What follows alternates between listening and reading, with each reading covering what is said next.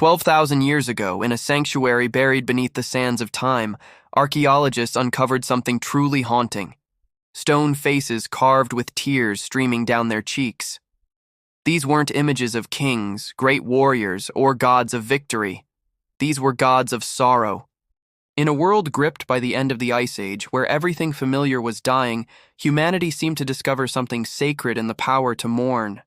The world was in chaos. The great mammoths, which had roamed for millennia, vanished.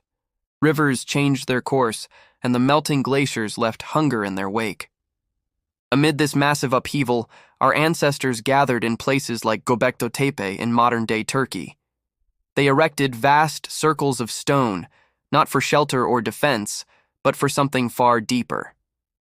Carved onto each massive pillar were faces, some with eyes closed, all with tears etched into the cold, unyielding rock. It was as if grief itself had been raised to the level of the divine, a force to be acknowledged and honored. Until this point in history, it's believed humans worshipped the hunt, the sun, the storm, external powers they both feared and obeyed. But here, for the very first time, they carved pure emotion. The carvings suggest they weren't just praying for a successful hunt or for the rains to come. They were praying for meaning in the face of loss. They weren't asking for strength to conquer, they were asking for comfort to endure. And that single profound shift, from fearing the world to feeling its pain, may have marked the birth of what we now call spiritual empathy. It was a revolution of the human heart.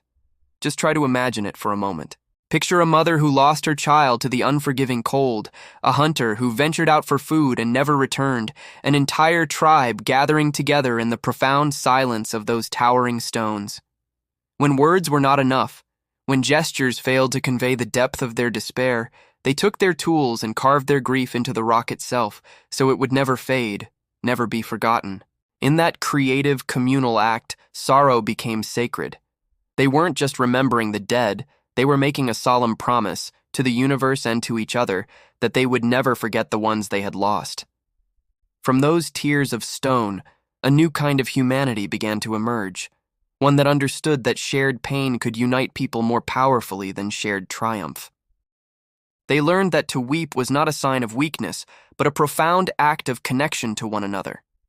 As the millennia passed, these early, raw rituals of mourning would slowly evolve into the prayers, songs, and complex faiths we know today. It's a staggering thought. Religion may not have begun with a desire for power or control, but with the simple, heartbreaking reality of loss. So the next time you see images of those ancient, weathered faces, cold, cracked, and eternally silent, I invite you to look closer. Look beyond the stone and see the first reflection of your own heart, because in their shared grief, the seed of compassion was planted.